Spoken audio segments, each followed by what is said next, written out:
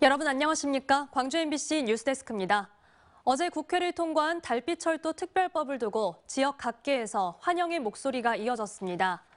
김영록 전남지사는 대한민국의 새로운 동서 성장축으로 진정한 지방시대 실현을 앞당기는 신호탄이 되길 바란다는 환영문을 냈습니다. 광주 상공회의소와 광주 경영자 총협회 등 경제단체들도 성명을 내고 철도가 건설되면 지역 활력성이 회복되고 국가 균형 발전의 상징이 될 것이라고 환영했습니다. 광주 5개 구청장들과 달빛철도가 지나갈 것으로 예상되는 담양군도 각각 환영 성명을 냈습니다.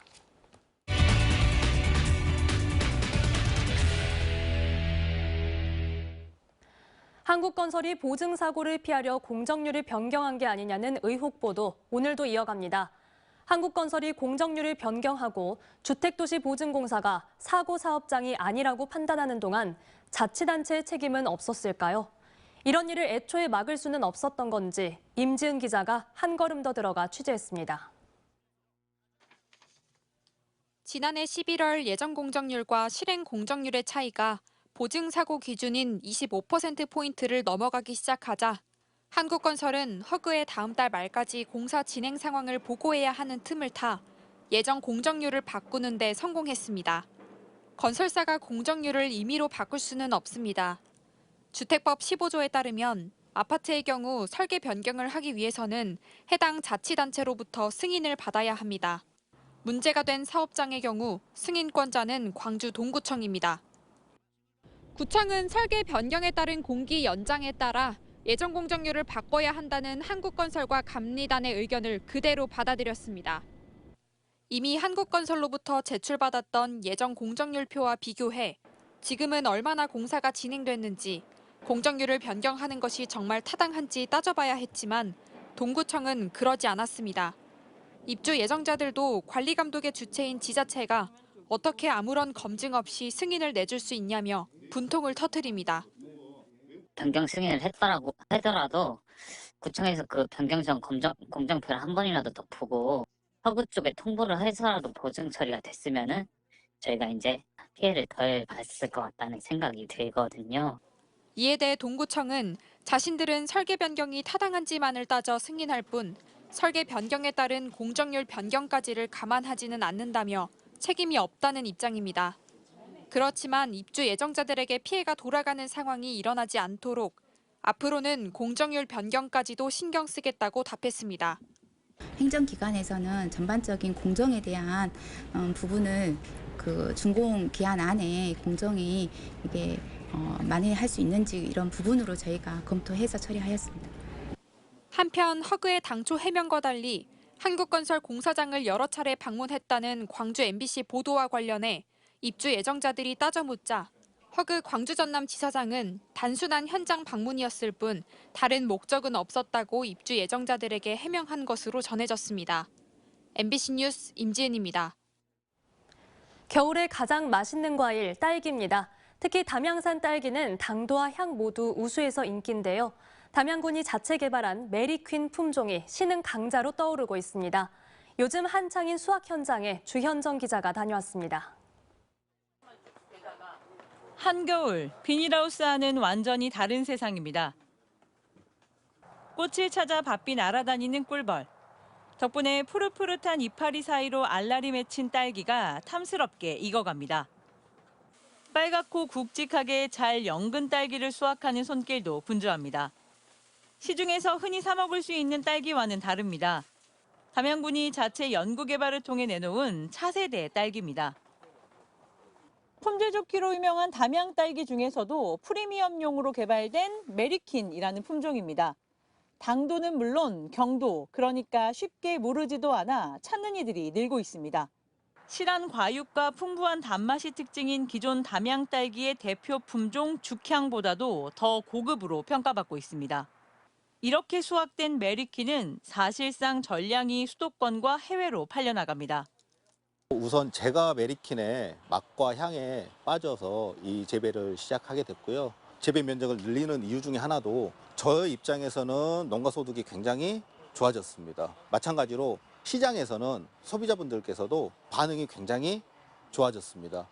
국내에서 가장 많이 재배하는 서량 품종을 대체하기 위해 담양군이 지난 2017년 품종 출원에 성공한 메리키는 2020년부터 농가에 본격 보급되기 시작했습니다. 아직 40여 농가가 5헥타르 재배에 그치고 있지만 일반 딸기보다 킬로그램당 10,000원 이상 비쌉니다. 값을 조금 더 치르더라도 좋은 상품을 구매한다는 가치 소비 문화와 맞물려 해외 시장 공략에도 성과를 내고 있습니다. 현재 미국과 동남아 그리고 중동 지역에 수출기를 타진하고 있습니다. 금년 2월 달에 중동 두바이에서 현지 프로모션을 진행하고 10월 달에는 아프리카 케냐 지역에서 시험 재배를 추진할 계획입니다. 맛과 향, 단단함까지 잡은 딸기계의 신흥 강자 메리킨이 국내는 물론 해외 소비자들의 입맛까지 사로잡고 있습니다. MBC 뉴스 주현정입니다. 호텔 객실에서 진행되는 아트페어가 광주에서는 처음으로 열리고 있습니다. 미술시장에서는 수년 전부터 호텔 아트페어가 새로운 트렌드로 떠올랐는데요. 미술의 도시 광주에서 뒤늦게 첫 선을 보이고 있습니다. 조현성 기자가 보도합니다. 새하얀 침대보 위로 크고 작은 그림들이 빼곡히 놓여 있습니다. 책상과 소파는 물론 객실 입구의 복도 바닥까지 차지한 미술품들.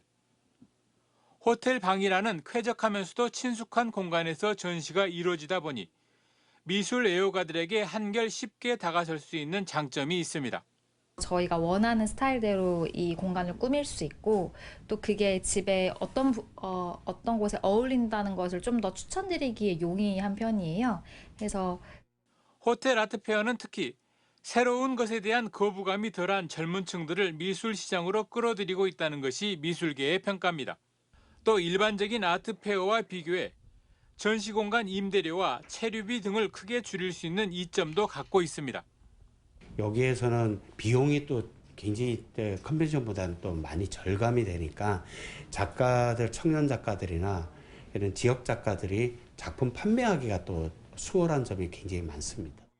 이미 수도권과 영남권의 대도시에서는 활발하게 펼쳐지고 있는 새로운 형태의 미술 시장에 광주 미술인들도 적극적으로 참여하고 나섰습니다. 우리 광주에서 이런 아트 마켓이 자주 열려야 되는데 우리 아트 광주 딱 하나뿐이지 않습니까?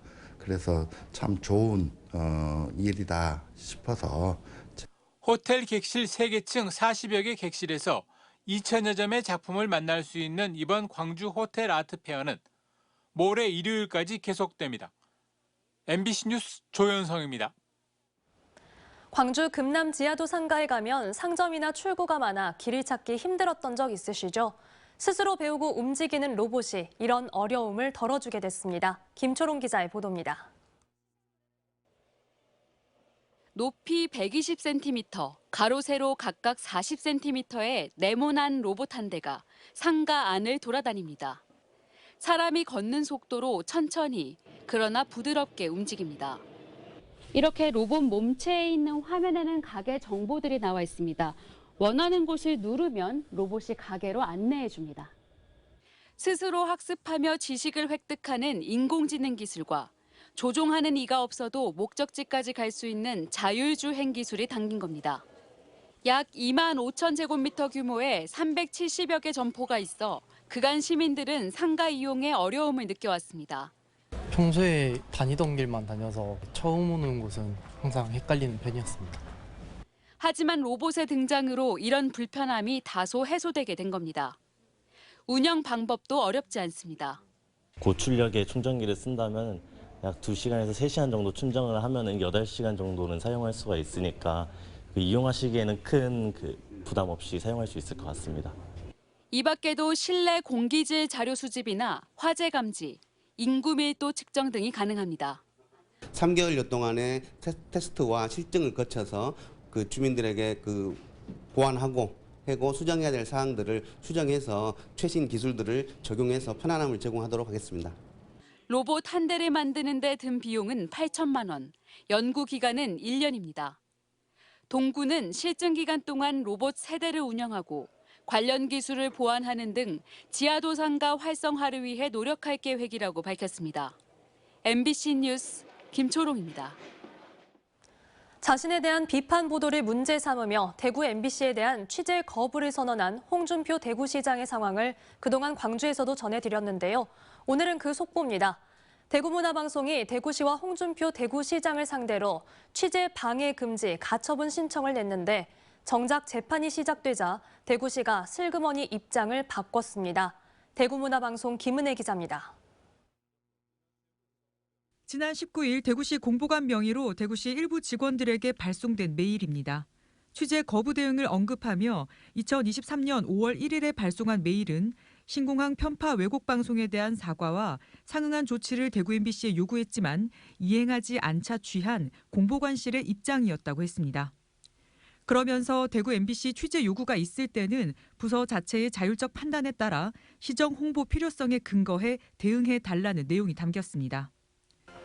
대구문화방송의 신공항 관련 보도를 놓고 대구시가 명예훼손으로 고소한 사건에 대해 경찰이 무혐의로 판단한 이후에도 대구시는 취재 거부 기조를 유지해왔습니다. 그랬던 대구시가 슬그머니 입장을 바꾼 겁니다. 취재 거부 방침이 바뀌었는지 묻기 위해 대구시 공보관에게 전화를 하고 문자 메시지를 남겼지만 응답을 하지 않았습니다. 9개월 전 대구시는 대구문화방송에 대구시장 명의로 된 공문을 보내 취재 거부 의사를 밝혔지만 이번에는 대구문화방송에 어떤 연락도 없었습니다. 메일이 발송된 19일은 가처분 신청 관련 법원의 심리가 끝난 뒤 양측의 입장을 담은 서면을 제출하기로 한 16일 기한을 지나섭니다. 대구시는 해당 메일을 근거로 취재 거부가 없다며 다시 준비 서면을 재판부에 냈습니다. 취재 비협조를 언급한 공지사항을 철회한 만큼 가처분 신청은 기각돼야 한다는 주장입니다. 더욱이 취재 거부 공지가 공보관실 입장이었음을 강조하는 것은 홍준표 시장과의 관련성을 차단하려는 것으로 보입니다.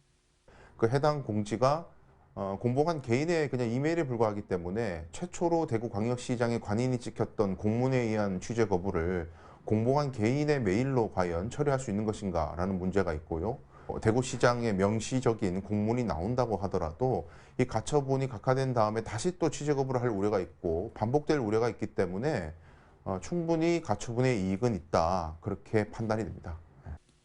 법적 다툼이 진행되는 가운데 슬그머니 공지만 바꾸며 취재 거부는 없다는 대구시, 법적 판단을 피해보려는 꼼수라는 비판을 피하기 어려워 보입니다.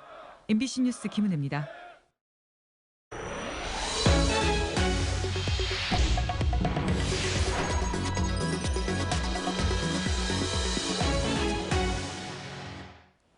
중대재해처벌법이 내일부터 확대 적용되는 가운데 민주노총 광주본부가 엄격한 집행을 촉구했습니다. 민주노총 광주본부는 오늘 국민의힘 광주시당 앞에서 기자회견을 열고 정부는 50인 미만 사업장에 대한 중대재해처벌법 적용과 관련해 엄정 집행과 함께 획기적이고 근본적인 예방 대책을 마련해야 한다고 주장했습니다. 정부 여당은 유예기간 연장을 촉구했지만 국회가 법 시행 유예기간 연장에 합의하지 못하면서 내일부터 상시 근로자 5인 이상 50인 미만 사업장도 법 적용 대상으로 확대됩니다. 다큐멘터리 영화 기류의 김대중이 상영 16일 만에 10만 관객을 돌파했습니다. 영화관 입장권 통합 전산망의 집계에 따르면 기류의 김대중은 어제 누적 관객 수 10만 2,218명을 기록하며 다큐멘터리 영화로는 이례적으로 10만 명 관객 고지를 넘어섰습니다. 기류의 김대중은 개봉 3주차에도 뜨거운 입소문의 기세 속에 관객 수가 역주행하는 흥행세를 보이고 있습니다. 한편 개봉 10주차에 접어든 서울의 봄은 누적 관객 수 1,298만 명을 기록하고 있어 주말 휴일을 지나면 1,300만 관객을 돌파할 것으로 예상됩니다. 법원이 검경 브로커에게 뇌물을 받고 인사에 영향력을 행사한 혐의를 받고 있는 현직 치안감 등 현직 경찰관 2명에게 청구된 구속영장을 모두 기각했습니다. 언제 어디서나 내 손 안의 뉴스. 광주 MBC 뉴스 유튜브 구독으로 함께하세요.